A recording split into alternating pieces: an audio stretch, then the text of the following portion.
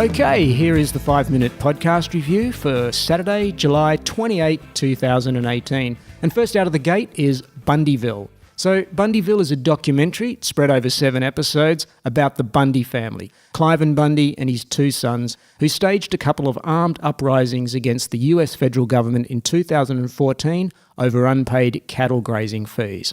Now, the dispute wasn't over the cost of the fees as such. It was about the fact that the Bundy family refused to recognise the legitimacy of the US federal government over what they considered to be their land. What's remarkable is that despite taking up arms against the government, being arrested and going to trial, the Bundy family walked free. So all of this is covered in just the first episode because Bundyville isn't so much focused on the uprisings, which were fairly well covered in the media at the time. It's instead focused on understanding the Bundy family and what motivated them to take the basically crazy action of taking up arms against the government, and why also they've gathered since then a couple of 100,000 supporters. It's another case of where the story behind the story is actually the most interesting. It involves fundamentalist religion, a deep-rooted distrust of the government, racism, guns, all good stuff, and there's a clear resonance with the current state of US politics.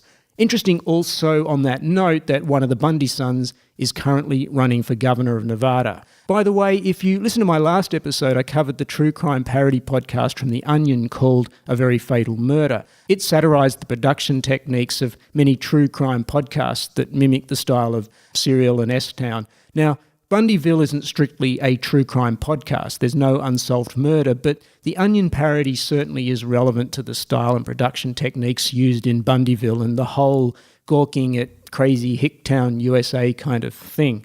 Anyhow, the 7 episodes of Bundyville are up now, each running around 30 minutes, and you can easily check them out using the link on your screen.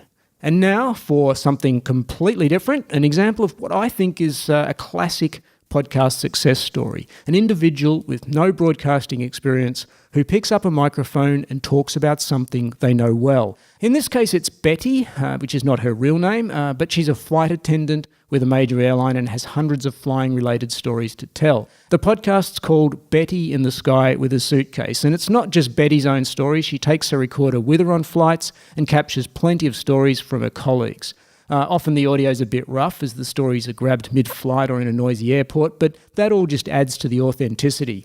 Not surprisingly, many of the stories are about the bizarre things passengers do or try to get away with on flights, like this story, which is probably at the more extreme end of things. So we were going to Lima, and I was at the boarding door. I wasn't A-line on the trip, but I was at the boarding door, and this elderly woman came on with her husband in an aisle chair. Right.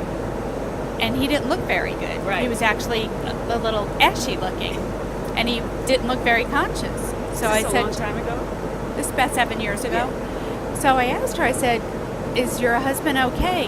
And she says to me, "He's depressed." And she pours cough syrup down his mouth. Did you say he's depressed? Depressed. And she had this whole thing on. She didn't speak a word of English, but she had the whole story memorized. And the cough syrup's going down his face, and I'm like, he don't look too good. So I said, "Do you have a medical release form for him?" No, he's okay. And that's all she could speak. That was the end of our communication. He's depressed. So they wheel him into a seat, pick him up out of the aisle chair, put him in the seat, and I'm like, this ain't looking good. So I went and got the A-line. And I told her, she goes, "Oh, well, if there's not a medical release, I said, "No, you stay at the door, I'll take care of it." I went to the cockpit, and I said, "I want you to take a look at this gentleman, and if you think he looks fit to travel." So the captain... Or did you want to say, do you think he's alive? Or were you just being politically correct? I was being politically correct. So the captain came out, doesn't even step out of the cockpit. He looks, he goes, "Oh, no, I'm with you." Goes back in the cockpit. The guy sitting behind him is looking at me going, "No." So, in the meantime, I get one of the speakers. I said, "Could you come speak to this woman in Spanish?" And she goes, "Oh my God, she goes, "I was in duty free. He was in that same position 6 hours ago." I said, "It's rigor mortis, isn't it?" Oh my God. So we get the paramedics. They take him off the airplane. We're taking a 30-minute delay for this, trying to figure out. So they take him out on the stretcher. The captain calls me. He goes, "Is that CPR they're doing?" They're banging on his chest like this, and he's going. I said, "No, they're checking to see if he's got rigor mortis," and it looks like he does. Oh my gosh. Yeah. think that's just because it's cheaper? That's why they try to do that? Oh, definitely. Absolutely. Because, you have to go through customs. Yeah. When you pass away in a different country, it's Yeah. a big rigmarole.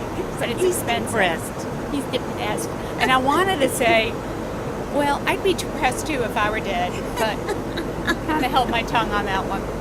Righto, so that's just one of what must be thousands of stories. The podcast's been running a whopping 13 years, with episodes dropping pretty much monthly. That's a big effort. Betty's a one-woman production team doing all the recording and editing herself. Betty in the Sky with a Suitcase is a mouthful of a title, but it's an entertaining listen and actually pretty informative, especially if you're a regular flyer. Finally, a quick mention that Dan Carlin has launched a new series of hardcore history. I know there are Dan Carlin fans listening, but the new series is called Supernova in the East and focuses on the rise of Japan leading up to World War II. But in true Dan Carlin hardcore history style, the story starts way, way back with, in this case, the samurai. The first episode alone runs 4.5 hours, and if you don't know Dan Carlin, then forget any ideas you have about not liking history. Dan Carlin's podcasts are seriously good storytelling. I've stuck a link to the episode on your screen, that is Hardcore History's Supernova in the East, along with links to our first two podcasts, which were Bundyville and Betty in the Sky with a Suitcase.